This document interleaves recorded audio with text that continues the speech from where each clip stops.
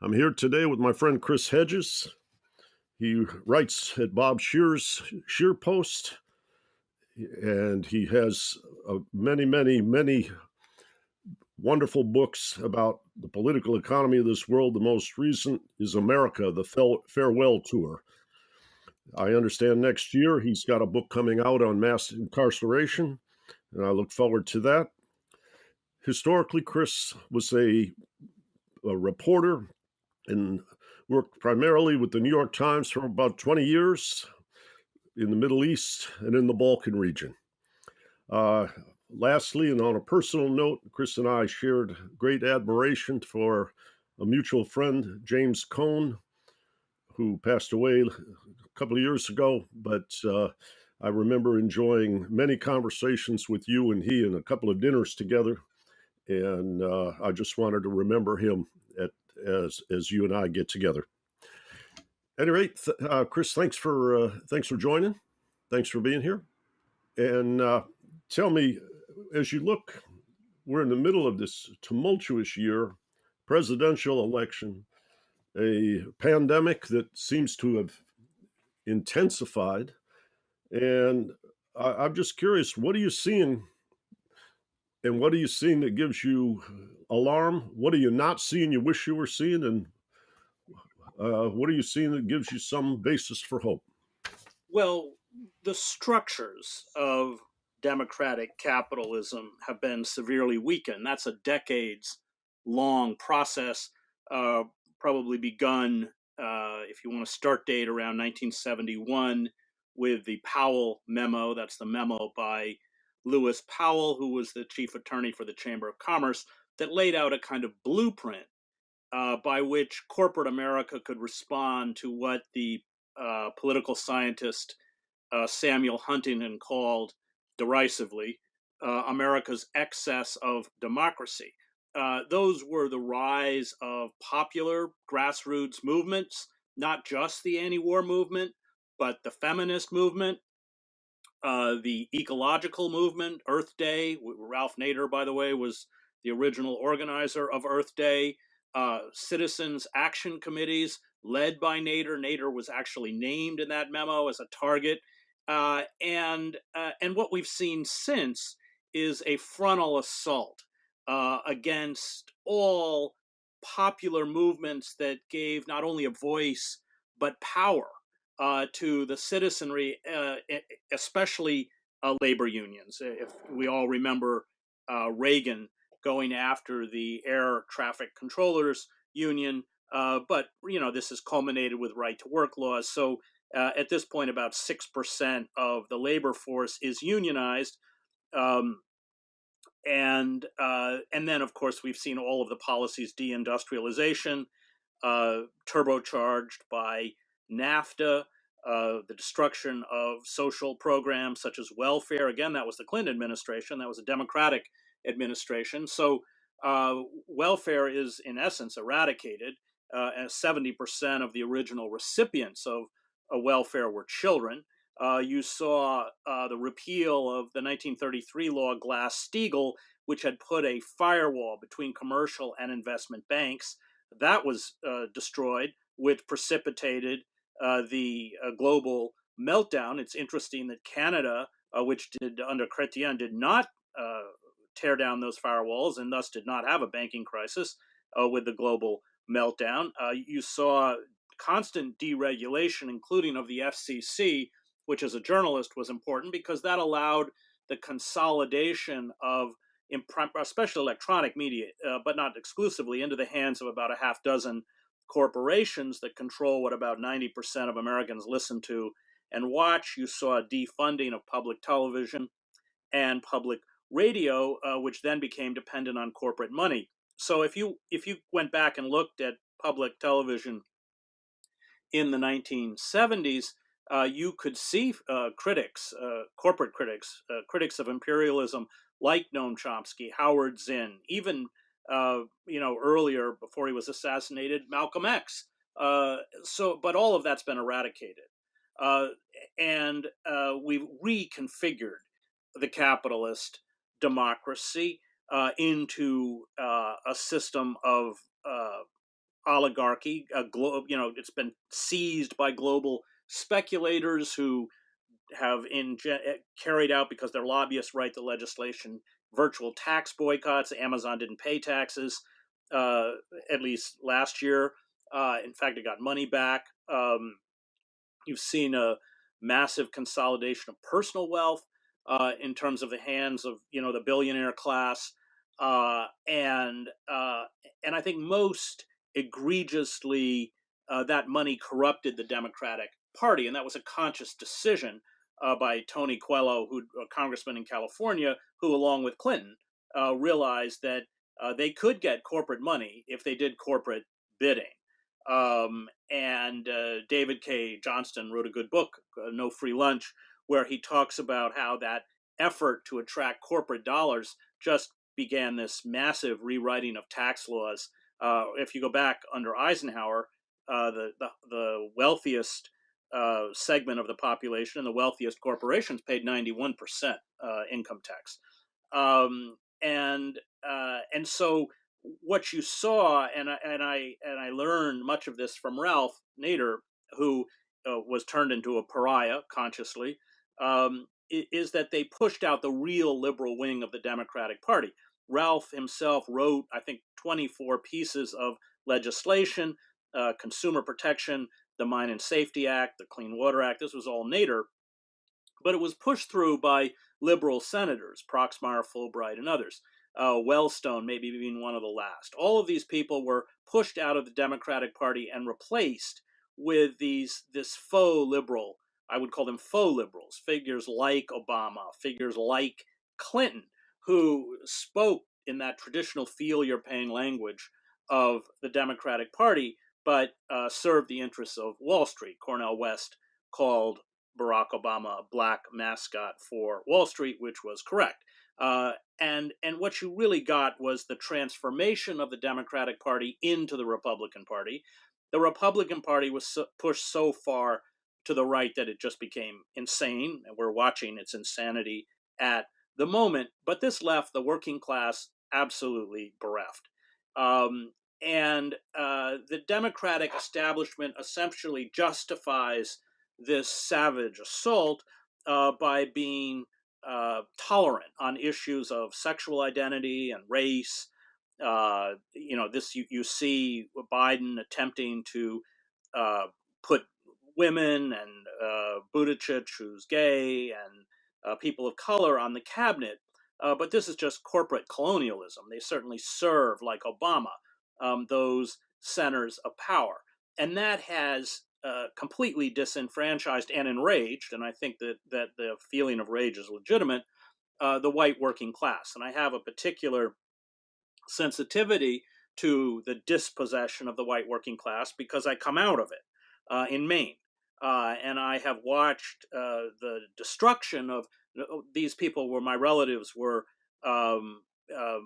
working or lower working class, and NAFTA and trade deals, and have just destroyed their lives and destroyed their communities. So if you, for instance, go to the town that my grandparents are from, Mechanic Falls, Maine, it's a wreck, it's a ruin. That everything is boarded up. Even the bank in the center of town's a small town, is boarded up. The church in front of the house where my grandparents lived burned down, and the town doesn't have the money to raise it. So it's just blackened, charred embers. The desperation has fueled the opioid crisis.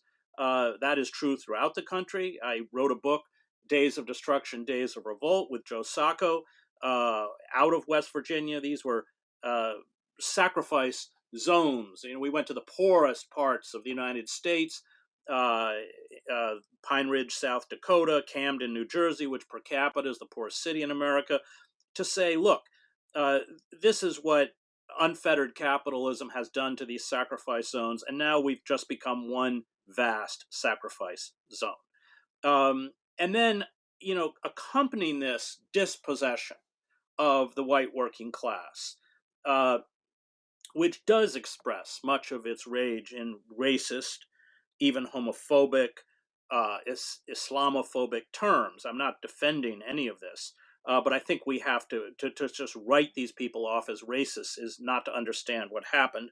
You saw a radical transformation in the media, and I think Matt Taibbi has probably done the best work on this. Read his book Hate Inc.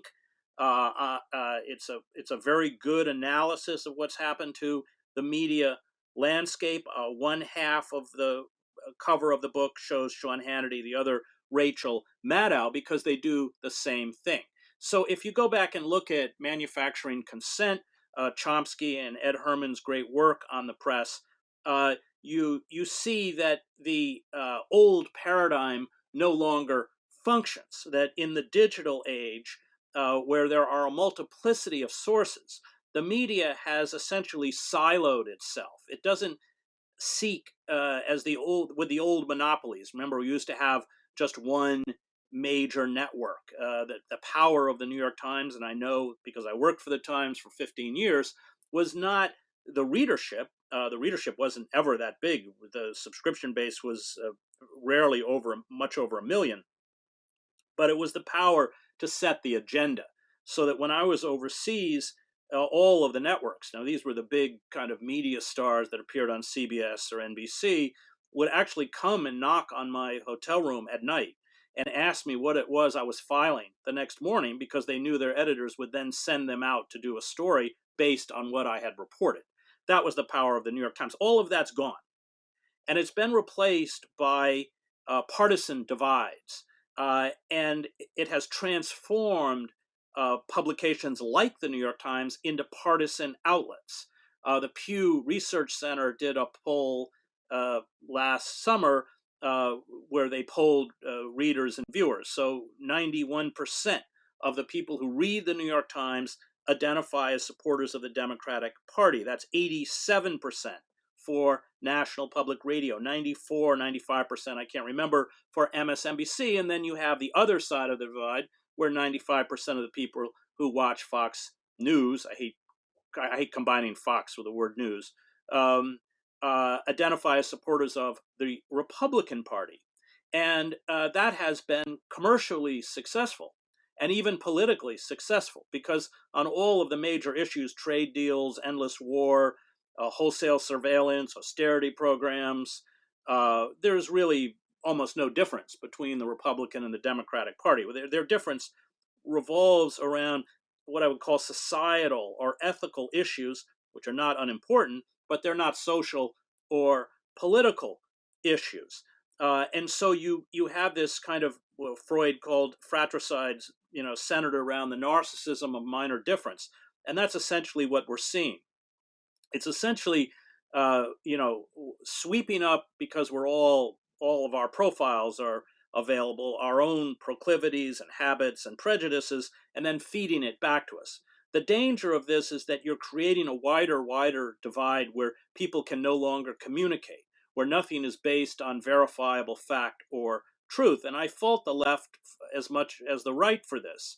The whole obsession with Russiagate, the whole attempt to blame the election of Trump on Moscow, was really a deflection away from the complicity that the Democratic Party had in the dispossession of the working class. And that's very frightening. And of course, we're watching now the people around Biden ratchet up a new Cold War. If you go back and remember when Biden's campaign was faltering, he blamed, right after the Nevada caucus, where Bernie Sanders shellacked him. I mean, got more than double the votes that he did. I think he got about 20%. Bernie got almost 50%. He blamed it. He said, well, that's, of course, because, the Russians want Bernie Sanders. This goes back to Clinton during the 2016 blasting Jill Stein, the Green Party presidential candidate, as a Russian asset, a line she repeated during the Democratic primaries this year, trying to tar Representative Tulsi Gabbard, again, as a Russian asset. And I think that it's clear from the Biden appointments, and we can go through them if you want, but it's clear from the Biden appointments that we're going to get more of the same. And the fact is, most Americans on both sides of the political spectrum do not want more of the same. And I worry that what they will do is what ruling parties always do, and that is essentially create an enemy, They can't go after China because Silicon Valley will never let them, and because China, frankly, is too powerful. So they'll go after Russia, which is much weaker. You've already seen it with this kind of cyber attack, or when Hunter Biden's laptop was discovered with all sorts of damaging emails and apparently pictures of him smoking crack and having sex or whatever. Again, that was an attempt to tar this as Russian disinformation. Again, if you look at even the New York Times, when they talk about the John Podesta emails, these were he was Hillary Clinton's campaign chair, which were published by WikiLeaks. It's described as disinformation. Well, as a journalist, this is very frightening. It's not disinformation. Those emails were true. Nobody has ever challenged the veracity of those emails. So, on the one hand, we've seen a kind of savaging of the country by rapacious global corporate entities which are supranational and have no loyalty to the nation state at all. Ralph Nader correctly calls them traitors. Coupled with the breakdown of a media system which sets one demographic against another. I'll just close by saying that we must never forget that Donald Trump received the second highest vote count in any presidential race in American history, 74 million voters, and Biden got about 80. Now, this is after one of the most disastrous presidencies in American history: flagrant corruption, ineptitude, racism, appointing conspiracy theorists, etc. He increased his vote count and not being able to handle the pandemic. Although it's not completely his fault. The for-profit healthcare system is not designed to handle a national health crisis. It's designed to make money, which that is going to be a problem under a Biden. But so he increased his vote count by 11 million votes. And that has to be a huge flashing red light. So watching the Biden administration go back to more of the same, it has apparently rebuffed Bernie Sanders' desire to be Secretary of Labor. They just refused to allow Ocasio-Cortez to be on the Energy Committee. Because of the Green New Deal, the Energy and Commerce Committee, because of her support of the Green New Deal. It's clear, and also because virtually all of the nominees, including Nara Tanden, this former Clinton aide, who has been picked to be director of the Office of Management and Budget, and who spent the last 9 years running the Democratic Party's think tank, the Center for American Progress, has just been openly ridiculed Sanders and Sanders supporters. So that's where we are, and it's a decades-long march. It's not something that was caused by a particular election cycle. These are major structural dilemmas that I see no party addressing in a real way. You're watching Giuliani and Trump attempt to use the same kind of conspiracy theories, Venezuelan software designed by Hugo Chavez, who died in 2013, for corrupting the election. It's as ludicrous as blaming the Kremlin for Trump's rise. But this is a characteristic of two parties that refuse to confront their own responsibility for where we are, and a media that no longer informs, but essentially caters to a particular demographic, and demonizes the other demographic. So, and then we didn't talk about the climate crisis, which is, of course, an emergency is the right word. So all of these things come together, and I think that the lesson from both this election and the pandemic is that we are losing control, both as a nation and as a species.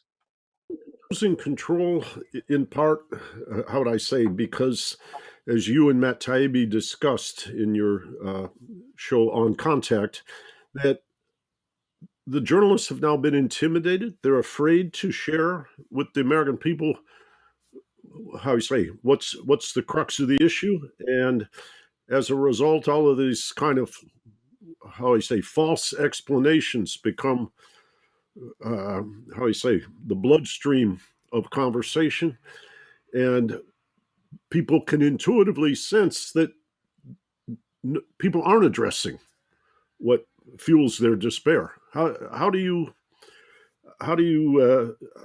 explain that? I mean, I understand what you're talking about vis-a-vis corporate structure and the media, etc., but the outrage, particularly white working class, felt, Donald Trump seemed to speak to that when he'd say the system is rigged, or he'd show videos of Hillary Clinton before giving a speech before Lloyd Blankfein and Goldman Sachs or what have you. But what's going on now that's, which you might call, kept Trump's votes so high? What did the Democrats not do in the campaign that inhibited them from winning in a landslide? Well, they could have won in a landslide if they addressed the real issues. In poll after poll, everybody, what Republican, Democrat, feels that Wall Street's out of control, that they should be more heavily regulated and taxed. These endless wars have no support. This insane pillaging of resources by the defense industry. I mean, in a normal society, the architects of failed wars and failed policies should be, at best, dismissed and probably even put on trial. There certainly should be the kinds of investigations that a functioning democracy engages in. We saw that with Watergate. We saw that with the Church Committee. All of that's gone. It was Feinstein, actually. I'm no fan of Feinstein, but it was Feinstein who attempted to investigate the CIA torture program, and the CIA hacked her own computers, the Senate computers. And there was this moment where she just came out kind of white as a ghost, and realized that there was going to be no control over the kind of dark intelligence agencies whose budgets are dark. We don't even know how much. We have to guess how much these intelligence agencies are being allotted. And so the system is rigged in this sense. If corporate money was removed from the election and political process, then figures like Nancy Pelosi or Chuck Schumer or even Mitch McConnell wouldn't exist. They are products of this money. They are the servants to this billionaire class, to these corporate entities. And their power comes from being able to anoint and fund the candidates that they choose that will do the bidding of corporate power. And without that money, they vanish. Without that money, Bernie Sanders clearly would have been the nominee in 2016. Remember, Bernie did not take corporate money. This was a true grassroots effort. And I have criticism of Sanders, but this was a true grassroots effort. But the oligarchic elite was quite open that Bernie Sanders would never be the nominee. There was all sorts of dirty tricks in both 2016 and 2020, using the DNC as a vehicle to support the Clinton campaign quite openly. In 2016, they openly stole the Nevada caucus. They denied independents in many states the right to vote in Democratic primaries, although we should remember the taxpayer pays for the primaries. They erased all sorts of people from the rolls. They used superdelegates, and these tactics were all in place again. So the Democratic Party, I think, committed kind of suicide. I think that the Biden administration will cede the ground for a competent fascist. And the only thing that saved us from a coup d'etat, which the Trump administration clearly was and is trying to orchestrate, is just their disorganization and their ineptitude. But putting a competent fascist like Mike Pompeo or Tom Cotton linked to the Christian right, and I am a seminary graduate, and I'm glad you mentioned James Cone, my close friend and the greatest theologian in America since Reinhold Niebuhr. These people are, this Christian right, this prosperity gospel is heretical. And I don't say that lightly. I have a deep church background. My father was a minister. My mother was a seminary graduate, although she was a professor. Uh, at one point could read the Bible in Greek. I mean, I know it. And the failure of the liberal church to denounce these people for who they were in the name of tolerance and dialogue has been disastrous. The Christian right, 81%, the last figure I read, support Trump. They have acculturated the Christian message to the worst aspects of American capitalism and American imperialism. This kind of heretical belief that the white race is blessed to kind of bring the Christian society. And let's remember that Jesus wasn't white. The Romans were white. Jesus was a person of color. That's the first of many lies. Um, Islam, and I spent 7 years in the Middle East. I'm an Arabic speaker, and I have a deep, deep respect for Islam.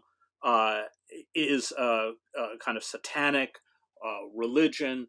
That's where both the ideology and the infrastructure, the patina, will come from. That Christian fascism will be the veneer, and Trump brought these people really into the epicenter of power. Mike Pence, Betsy DeVos, Bill Barr, uh, Carson. They all come out of this, and then of course we've got 6 of 9 Supreme Court justices who have all been anointed are products of the Federalist Society, including this cultist Amy Coney Barrett. We've got 20% of federal judgeships were appointed during the Trump administration, but Trump just turned it all over to the Federalist Society, and most of these appointees were rated as unqualified by the American Bar Association. So we are, I think in the kind of meltdown that's happening, we are laying the groundwork for a kind of Christianized fascism.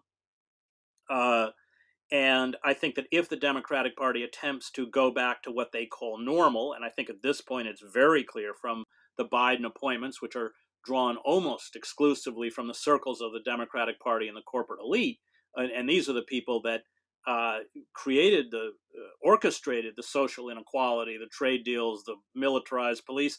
Biden was one of the prime movers behind that, along with the doubling of our prison population, now the largest in the world.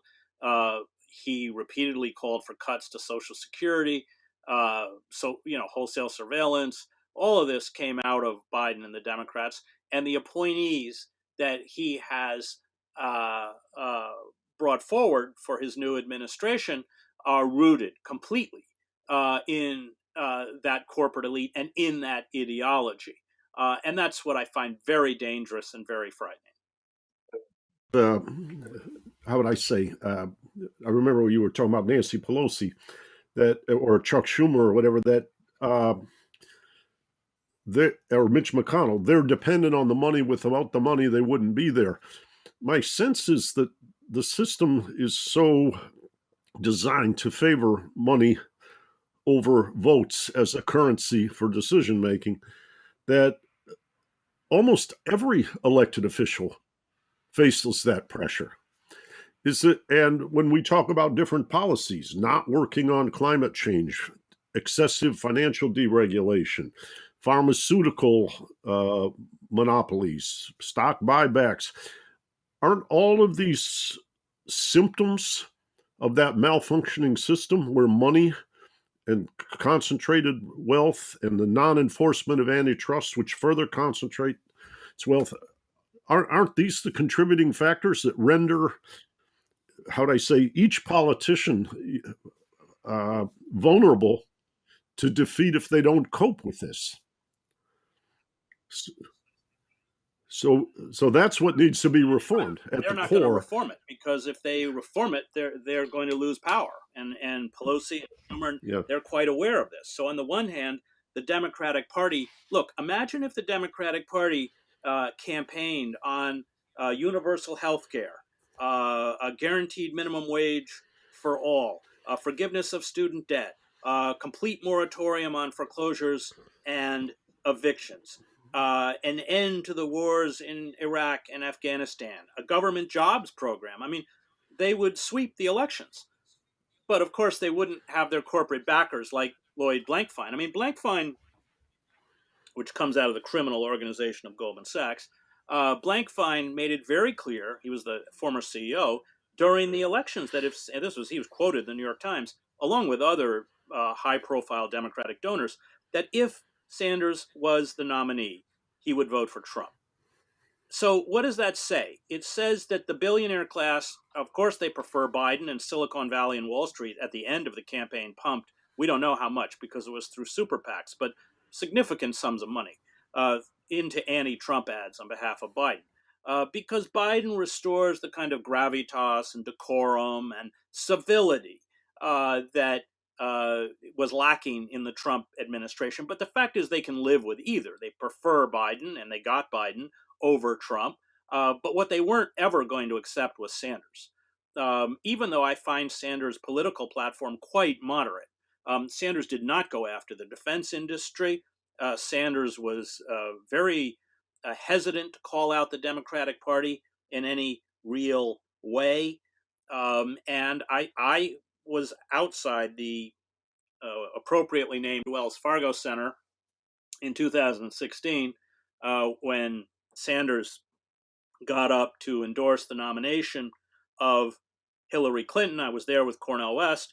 We were with a group of several thousand homeless people demanding housing as a human right. And a few hundred Sanders delegates, mostly young, walked out of the hall chanting, this is what does democracy look? This is what democracy looks like. And Cornell, who's amazingly prescient as always, said to me, Bernie missed his historical moment.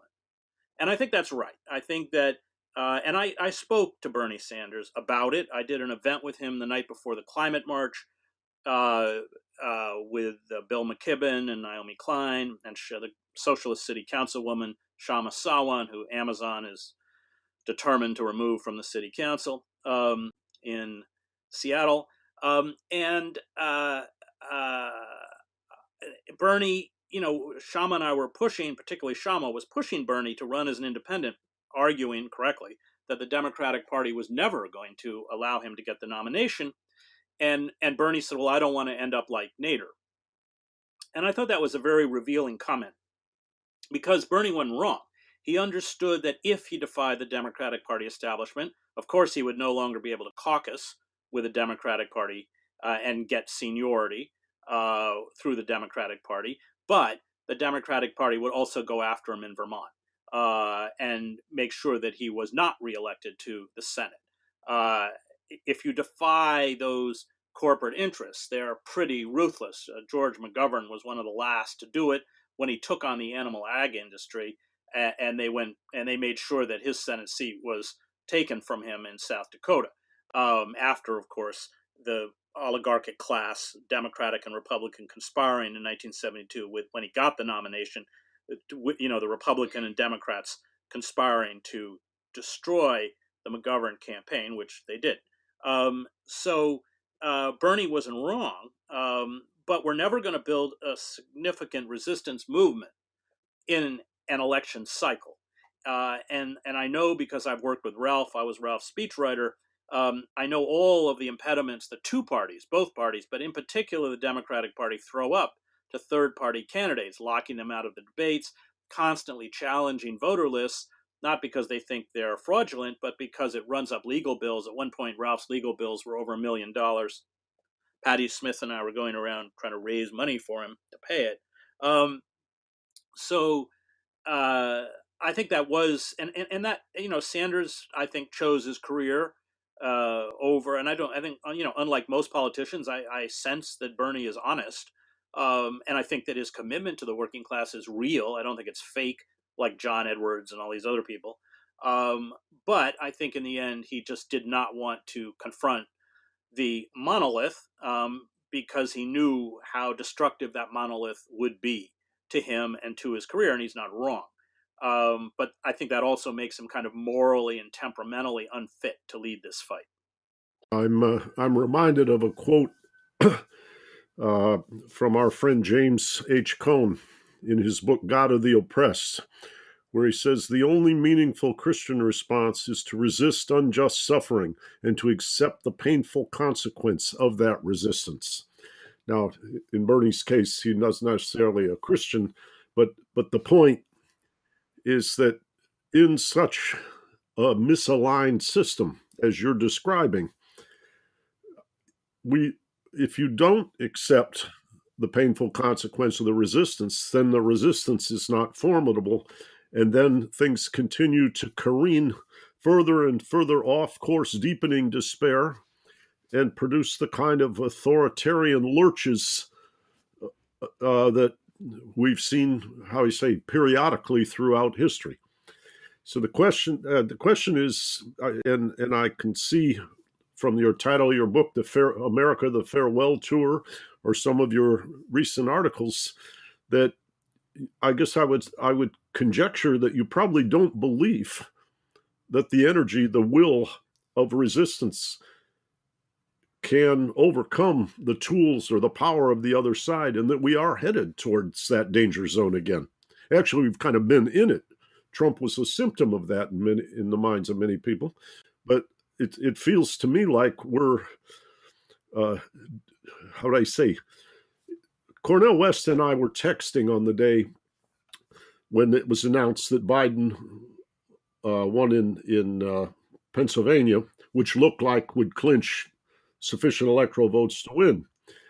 And in our interaction, we kind of said, this is an eerie day because what we're doing is celebrating the return to power of the thing that caused what we are celebrating is leaving. And as you've underscored, I think the real danger here is with systemic malfunction of this depth and degree and resilience. How are we going to get back to the structures of what you call democratic capitalism? Well, that's exactly right. But it also has a very negative effect in terms of the promotion of the kind of liberal, with a small L, the liberal democratic values that you and I and Cornell care so deeply about. Uh, so when you have a liberal class, and I think at this point, to define the liberal class, we would call them the professional managerial class that is predominant on the East Coast and the West Coast, that is tolerant in terms of its attitudes towards different sexual orientations and race and that kind of stuff. Um, uh, but that has largely profited from the ravages of neoliberalism, and I think that they want to endow it with this kind of patina of civility.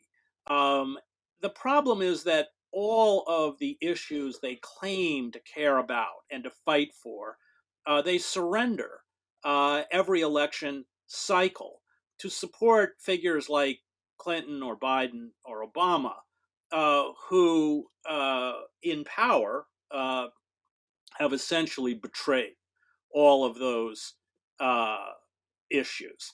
And that is eviscerating the credibility of the liberal elite. That's a fundamental component to the rise of any totalitarian movement. That was true in Yugoslavia. You had an ineffectual, self-identified democratic liberal elite after the death of Tito in 1980, in that kind of decade-long period before the war began. But it was just ineffectual. It wasn't able to actually carry out or respond in a meaningful way. There was economic devastation in Yugoslavia. It's a longer story, but Tito had gotten a lot of loans. Mostly, they knew he could never pay them back because he was a buffer state, and then the Western banks wanted the loans paid. They couldn't pay them. Widespread factory closures. The economy went into a tailspin, hyperinflation, etc. So I think that Ralph's understanding when he decided to run for president, and I was one I agreed with, was that the only tactic that could force the Democrats to adopt part of these kind of progressive agendas and save ourselves from this slow motion corporate coup d'etat was to defect. That if 5, 10, 15 million people, I'm quoting Ralph, left the Democratic Party behind a third party candidate, a progressive third party candidate, this would be the only chance we would have for effective political change. That didn't happen for many reasons. And here, of course, is where we are. I would recommend, I don't know if you know it, Richard Rorty's last book, Achieving Our Country. I think it was written in 1998. I've read Yeah, it. I've read it. 1998. Yeah. And he nailed it. And I'm just going to read this paragraph. He's talking precisely about this process. Many writers on socioeconomic policy have warned that the old industrialized democracies are heading into a Weimar-like period, one in which populist movements are likely to overturn constitutional governments. Edward Lutwat, for example, has suggested that fascism may be the American future. The point of his book, The Endangered American Dream, is that members of labor unions and unorganized, unskilled workers will sooner or later realize that their government is not even trying to prevent wages from sinking or to prevent jobs from being exported. And let's just, as a caveat, remember that wages in real terms have declined since the 70s. Production has risen by 77%. If wages had kept pace with production, the minimum wage would be $20 an hour. And then I'm going back to Rorty. Around the same time, they will realize that suburban white-collar workers, themselves desperately afraid of being downsized, are not going to let themselves be taxed to provide social benefits for anyone else. At that point, something will crack. The non-suburban electorate will decide that the system has failed and start looking around for a strong man to vote for, someone willing to assure them that once he is elected, the smug bureaucrats, tricky lawyers, overpaid bond salesmen, and postmodernist professors will no longer be calling the shots. A scenario like that of Sinclair Lewis's novel It Can't Happen Here may then be played out. For once such a strong man takes office, nobody can predict what will happen. In 1932, most of the predictions made about what would happen if Hindenburg named Hitler chancellor were wildly over-optimistic. One thing that is very likely to happen is that the gains made in the past 40 years by black and brown Americans and by homosexuals will be wiped out. Jocular contempt for women will come back into fashion. The N-word and kike will once again be heard in the workplace. All the sadism which the academic left has tried to make unacceptable to its students will come flooding back. All the resentment which badly educated Americans feel about having their manners dictated to them by college graduates will find an outlet. I recommend that book and Sheldon Wollin's classic Democracy Incorporated, two political prophets, contemporary, where they both died recently. Well, Rorty not so recently, Wolin a couple years ago. If you go on YouTube, I have the last interview Wolin gave. It's a 3-hour interview he gave to me the year before he died. These political philosophers astutely saw the danger and what was coming and the consequences, and here we are. Wendy Brown, who's been a Yes, guest on this podcast, was a student of Sheldon right. Wollin's. You know who else was a student of Sheldon Wolin? Cornel West. Cornell dedicated his second book to Sheldon Wolin. And when Sheldon Wolin... And my own research director, I'm sorry to interrupt, but my own research director, Tom Ferguson, was also at Princeton and did some work with Sheldon told me Wolin. There came a point when no member of the Princeton political science department was even speaking to him because he called neoliberalism out in the 80s and he was immediately purged. Interestingly about Wolin is that he's quite a lyrical writer. He's quite a fine writer. He's a brilliant philosopher, but he's also a very good writer. And so he was writing for publications like the New York Review of Books and others. But he saw what was coming, and he said he just got blanked out. He couldn't get published. Yeah. I remember talking with Chalmers Johnson a little bit about knowing Wolin and his admiration. Johnson is another. Johnson's trilogy is another one. Sorrows of Empire. Right. Also very, very smart books. So we had there were members of our intellectual class who didn't sell out and were honest enough to warn us. but we didn't listen, and now we're in really deep trouble. Well, you in your most recent article, "The Great Delusion," you referred to a European scholar, Stefan Zweig, and I thought it was very interesting the mindset that he portrayed in what was it called, "The World of That's Yesterday." his memoir. Uh huh. Well, Zweig, so there was a handful of great intellectuals, many of them Jewish, like Zweig. Joseph Roth was another one. They were close friends who certainly Hmm. saw, number one, the folly of World War One, the suicidal folly of World War One, for which they immediately became pariahs.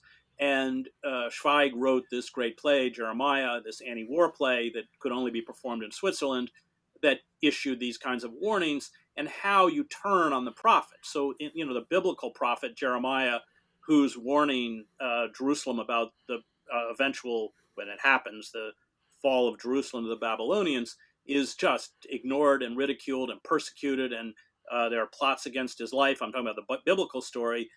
He's attacked for demoralizing the people, and then by the time the Babylonian army swarms into Jerusalem and the Jews go into exile, Jeremiah, like Julian Assange, is in prison. So they're there, and there. Another great figure like that would be Jane Addams in the United States. Go back and look at her. Randolph Bourne. That when things become difficult, it's the intellectual class. The majority of the intellectual class either remains silent or becomes complicit. Because you mentioned earlier, much earlier in the talk about journalists. Well, what they are is careerists. I worked at the New York Times. There were never rules written on the walls of the New York Times, but you learned very quickly those stories which would get you promoted, that the hierarchy of the Times wanted in the newspaper, and those stories that didn't. And if you persisted with stories they didn't want, you became a management problem, and then you got pushed out. I was friends with Sidney Schanberg, who, of course, won the Pulitzer in Cambodia, and also friends with Dith Pran, who was eventually, after uh, being in concentration camps run by Pol Pot and the Khmer Rouge, worked for the New York Times. But Sidney, when he came back, went after the developers who were destroying Manhattan. Manhattan's been destroyed. I used to go to the Village as a boy with all the bookstores and the artists. It's all gone, replaced by, I don't know, Blue Navy or Gap or whatever these, it's just been sucked dry, the cultural life of the city. Um, and um, uh, and Schamberg saw it, and he went after it. And these developers were friends of the publisher, and he was fired. And he ended up the rest of his career was writing columns for the Village Voice and Newsday. So uh, the journalists, I think, that are left are largely are very cynical that they are careerists. George Packer, all these kinds of figures, and they are the ones whose voices you hear. Jeffrey Toobin, who's been removed from the airwaves for exposing himself on a Zoom video for watching porn. But Toobin, I debated at the Oxford Union over Snowden, and he was calling for Snowden's extradition and imprisonment along with Julian. So, but if you stand up for, I mean, I have huge admiration for Snowden and Julian. I know Julian. I visited him several times at the embassy. Um, if you stand up for then you're locked out. Your voice is not going to be heard. So I think careerism has really been quite insidious. And also, I would also say about the media kind of cynicism. So, what is balance? Balance becomes inviting a Republican operative, a Giuliani on one side, and or Democratic operative Van Jones on the other, or I don't know who, George Stephanopoulos, or I don't know who these people are. I don't own a television, but on the other, and they both lie. But you just give them equal time to lie. I think there is certain. I mean, I don't have a much respect for the intellectual wattage power of most of the people on television, but some of them have to know that they're lying. But if you give 4 minutes to Republican lies and 4 minutes to Democratic lies, you've done nothing to actually inform. In fact, you've misinformed the American public. But that becomes what is defined as objective or neutral journalism. But it's really at this point all a burlesque. It's all vaudeville, as Taibbi points out. Political coverage is quite consciously modeled after ESPN, with the graphics and the scores and the polls and the numbers and the tactics and the strategies and the good-looking host and two people from one team and two people from another team, but it has nothing to do with politics or civic life. I remember talking with Gillian Tett, who wrote for the Financial Times, and I was asking her about this Institute for New Economic Thinking and what kind of guidance she would give me. And she said at the time, Rob, what you need to do is study the silences, because the map of the silences and what's not said will tell you where power resides. And I remember H.L. Mencken wrote a piece in the 1920s called The Dismal Science.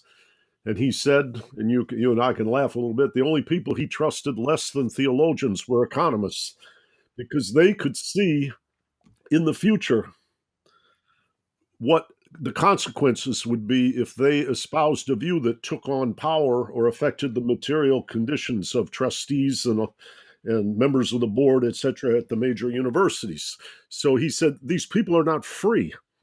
And it sounds a little bit like what you say about the journalists, but it reminds me of the Niebuhr quote that you used in your most recent article, where he says, one of the most pathetic aspects of human history is that every civilization expresses itself most pretentiously, compounds its partial and universal values most convincingly, and claims immortality for its finite existence at the very moment when the decay which leads to death has already begun. And my sense is that when things are unsustainable, and in part because of concentrations in power, people become afraid and they go silent, or they compose false consciousness to what you might call avoid confrontation with what looks like it could become inevitable. Yeah, I think that's exactly right. I mean, I would defer to you in terms of economists, but the whole ideology of neoliberalism, as a layman, never made any economic sense to me at all. I look at neoliberalism in Marxian terms. I'm not a Marxist, although I think Marx's analysis of capitalism is important. I don't, this whole Hegelian idea of the proletariat, I think, is kind of utopian. But the the whole idea of neoliberalism, which reaches back to these real outliers like Hayek and Milton Friedman and this third-rate novelist Ayn Rand, it was really, as Marx would argue, it was just the ideology that perpetuated the interests of the ruling elites. It's not that it ever made economic sense, nor was it really designed to. And this, of course, is David Harvey's argument in his book, A Brief History of Neoliberalism, which I think is correct.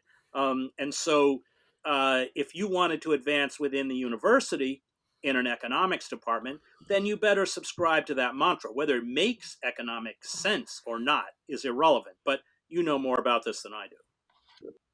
Yeah, that whole kind of libertarian energy certainly has played a big role in the ideology of Silicon Valley, which is in some ways kind of ironic given the extent to which Silicon Valley's prosperity was spawned by government direction and government grants through DARPA and the NSA and places like that. And so, yes, well, it's become quite severe. And then the inability of enforcement, as you talked about, has facilitated a concentration because there is no antitrust. And now more and more outlets, including the New York Post, as you and Matt Taibbi discussed, can get barred just by decisions from a handful of people. That's very frightening. So I've been hit with these algorithms, which began a couple years ago, supposedly going after left-wing sites because of there was this anonymous website called Prop or Not, Propaganda or Not. The Washington Post put it on the front page, and they just listed every left-wing site, all of which either runs my stuff or I write for, as being part of the Russian propaganda campaign, Black Agenda Report, Counterpunch, Truthdig, on and on and on. And then that gave them the ability to use algorithms to shut us out, which they have used. And that's not conjecture. We all went on strike at Truthdig when the publisher tried to fire Bob Scheer, who now runs his own little site, ScheerPost, which we all defected to. We were all fired. But the year before, they ran, they got the data to put together a graph which showed referrals through impressions. So you type in, let's say you went into Google and typed imperialism, and I had written an article about imperialism recently, then that should have come up along with anything else about imperialism.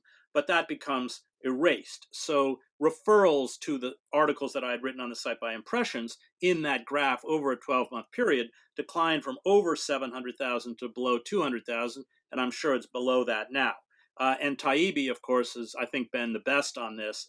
But yes, on the Hunter Biden laptop issue, nobody, which they tried to dismiss again as Russian disinformation, nobody's challenged, nobody in the Biden campaign challenged the authenticity of what was on that laptop.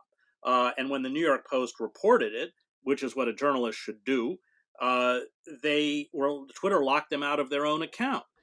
There was a concerted effort by the digital platforms and the traditional mainstream media to bury the story. Now, why is there collusion between Google, Facebook, and organizations like the New York Times? Because they lock out the dissidents and the alternative voices like mine, and they redirect people to the mainstream outlets like MSNBC or the Washington Post, or that was owned by Jeff Bezos, or the New York Times. So there is a kind of commercial interest on the part of these outlets in embracing this kind of open censorship. And you have seen it, articles by Rouse and others in the New York Times that laud this uncontrolled, unexamined, effort on the part of these digital platforms, unaccountable, to essentially impose censorship. And as Matt says, it used to be that if you committed libel, you had to go to court and you had to. That's all gone. So these digital platforms know everything about us. We know nothing about them, and they have the power to essentially reshape the narrative. And as I think the Democratic Party under Biden becomes more and more beleaguered because the policies they're clearly going to implement don't have popular support, this censorship will become more pronounced. That's my fear. I know that is Matt Taibbi's fear. That we just saw Glenn Greenwald leave The Intercept because the editors attempted to censor, they did censor his story on what was on Hunter Biden's laptop. And that's not conjecture, because Glenn released all of the traffic back and forth. And what did Naomi Klein and Betsy Reed and all these people at The Intercept do? They didn't respond to the textual evidence that Glenn released. And they went after, it was character assassination. They accused him of wanting to make more money on Substack and being a man-child. I don't know if that's the exact phrase Betsy Reed used. And I found that utterly appalling. As someone who walked out of the New York Times because they were trying to muzzle me over my criticisms of the invasion of Iraq, I can tell you it's extremely difficult without independent money, and neither Glenn nor I have it, to leave a stable, well-paid staff position for the unknown. What he did was quite courageous. So yeah, I think that there are people with integrity, Matt and Glenn being two, Robert Scheer, they're out there. But let's not be naive. They're not only very marginalized, but increasingly targeted and beleaguered. In the realm of climate change, I know the books like Naomi Oreskes' Merchants of Doubt and others like it have talked about the difficulty of creating the call to action for this terrific challenge that could end life on Earth in the not too distant future. I've seen books like Naomi Klein's older brother Seth's recent book called The Good War, about the analogy between war preparation by the Canadians for World War II and what is on the horizon now. But I've also seen a lot of people anxious about such a scenario because of the fear of what you might call corporatism and oligarchic domination of governance, and how would I say, making money for the corporations, not taking care of the uh, how you say, the challenge to all of our well-being. What's your vision of how we should address the climate challenge at this juncture, and what kind of reforms are needed to bring that to Well, life? the war analogy doesn't work, and I speak as someone who spent pretty much 20 years covering war. War, has all sorts of elements that environmental catastrophe lacks. War requires you to dehumanize the enemy. It's nationalism. It plays on nationalism, which is really a form of self-exaltation. It creates an existential threat that uh, allows people to feel a kind of a sense of bonding or camaraderie. Just all of these elements of war don't work because the climate crisis is kind of a slow motion tsunami. And that's, of course, what is making it so difficult to deal with. It's incremental, it takes step by step, although, of course, at the end, it will be non-linear. I mean, things will begin to break down. You'll have feedback loops where uh, one high temperatures then cause fires, then cause a reduction in crop yields, then cause methane leaks. I mean, those feedback loops are probably already starting. I'm a strong supporter of Extinction Rebellion and have engaged in civil disobedience run by Extinction Rebellion. We shut down the street in front of the New York Stock Exchange because I think that mass sustained civil disobedience is the only weapon. I think appealing to the ruling elites isn't going to work, and I think history has kind of laid out that uh, all of the petitions and appeals to the UN and lobbying efforts by the NGOs just haven't worked. The temperature rises, carbon emissions have risen. I think since 1990 they've risen by 40%. But anyway, they are unstoppable. The methods we have embraced to deal with the climate crisis haven't worked. That is essentially the bedrock position of groups like Extinction Rebellion, and I think they're right. So I think mass civil disruption to save ourselves is all we have left. Any other final thoughts?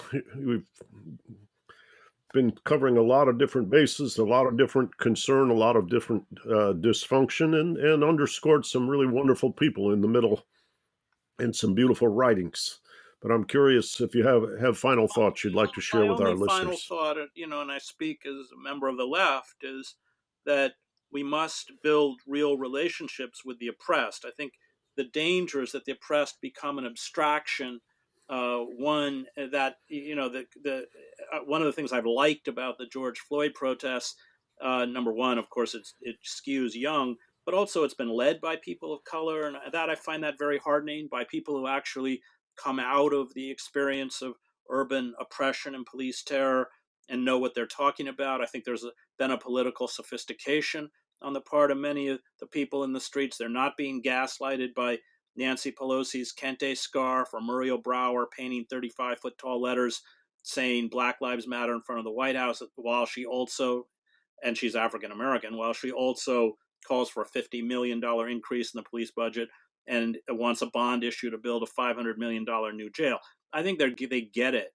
I find that very encouraging. But I think that one of the things that, because I worked in Gaza, because I worked in Central America, because I teach in a prison and have taught in a prison for 10 years through Rutgers in the college degree program, I have close relationships with people who suffer the brunt of this oppression. And I think that keeps you honest. I can't walk out of that prison knowing that but for Clinton and Biden, half of my students wouldn't be in prison and then vote for Biden. I can't spend, as I did, months of my life in Gaza, and then, as I did in 2016, listen to Barack Obama give a speech to AIPAC, which might as well have been written and probably was written by AIPAC, and then betray the Palestinians. I think, going back to the quote that you read from James Cone, the only thing that will save us is standing unequivocally with the people who have been crushed and demonized and oppressed by this system.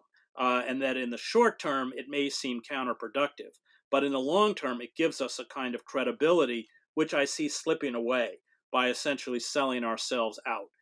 And that's what worries me. That's what's dangerous, because eventually, as Rorty in the passage that I read made clear, that if you don't stand up for those values, then that just happened in Weimar, it happened in Yugoslavia, you have a population, or a significant portion of that population, that not only turns on that feckless, spineless liberal class, but essentially turns on the very purported values they claim to support, which I do support and which I think are important.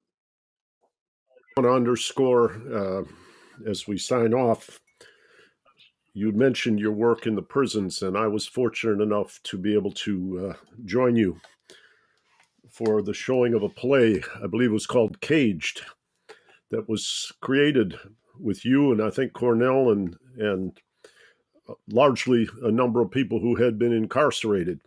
And I thought that was a very, very powerful piece of testimony or art or whatever you want to refer to it. But it was an enormously powerful contribution. And I thank you for thanks. that. That was published by Haymarket, and it was eventually performed in 2018 by the Passage Theater in Trenton. And the COVID's thrown a monkey wrench into this, but we're trying to do an audio version of it, which is important because I still have a lot of students who are in the prison, and some of them are probably going to die in that prison, who wrote the play and can only hear it through WBAI. So my goal is to get an audio out there, and then hopefully, I don't know, if you never know through prison administrations what they censor and what they don't, but I want them to be able to hear it one day. Yeah, I agree. Well, thank you, Chris. It's always very powerful and very inspiring to talk with you. And I hope you and your family are safe. And I look forward, perhaps as we get to the middle of next year, inviting you back to be in conversation once again. My pleasure. Thank you. Bye-bye. And check out more from the Institute for New Economic Thinking at ineteconomics.org.